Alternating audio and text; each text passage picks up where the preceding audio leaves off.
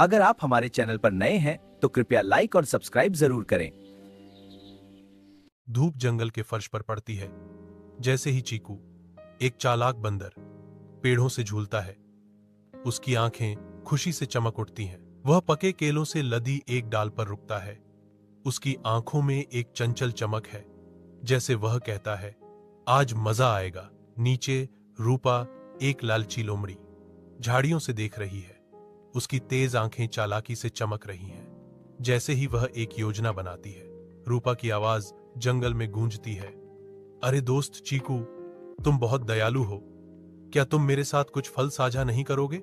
चीकू एक भरोसेमंद मुस्कान के साथ जवाब देता है, क्यों नहीं दोस्त, आओ साथ खाते हैं। धूप से भरी जंगल की एक खुली जगह में चीकू अपनी आंखों में शरारती चमक के साथ पेड़ से 2 पके केले बड़ी खूबसूरती से उछालता है।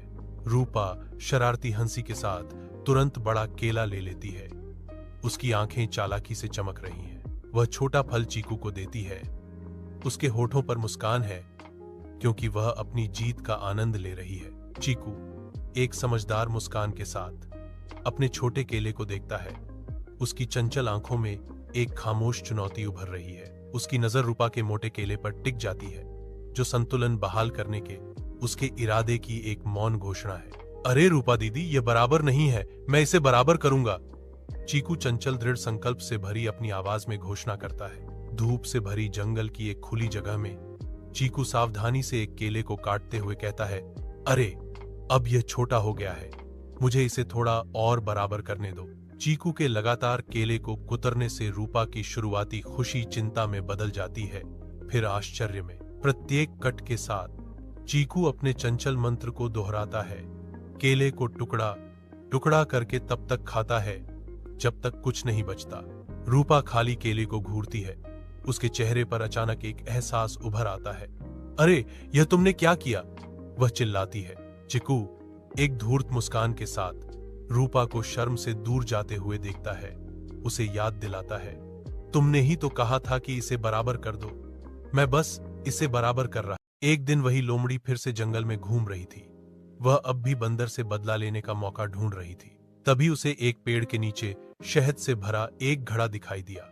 लोमड़ी के मन में एक चाल आई। वह बंदर के पास गई और बोली, दोस्त बंदर, मैंने तुम्हारे लिए एक तोहफा ढूंढा है। बंदर मुस्कुराया, अच्छा, आज इतनी मेहरबानी क्यों?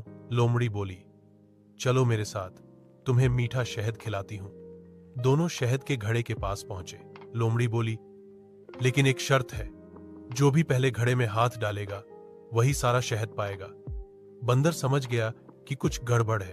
उसने कहा, ठीक है, तुम पहले डालो। लोमड़ी ने जल्दी से अपना पंजा घड़े में डाल दिया, लेकिन अंदर शहद बहुत चिपचिपा था। उसका पंजा फंस गया।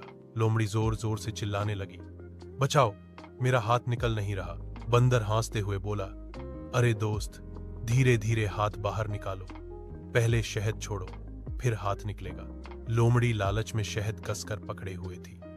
जब तक उसने शहद नहीं छोड़ा, हाथ बाहर नहीं आया। आखिरकार उसे सारा शहद छोड़ना पड़ा। तभी उसका पंजा बाहर निकला। बंदर बोला, देखा, लालच हमेशा मुसीबत में डाल देता है। लोमड़ी शर्मिंदा होकर वहां से चली गई। सीख, लालच बुरी बला है। जो ज्यादा पाने की कोशिश करता है वह सब कुछ खो देता है। अगर कहानी पसंद आई हो तो वीडियो को लाइक करें और ऐसे ही मजेदार कार्टून देखने के लिए चैनल को सब्सक्राइब करें।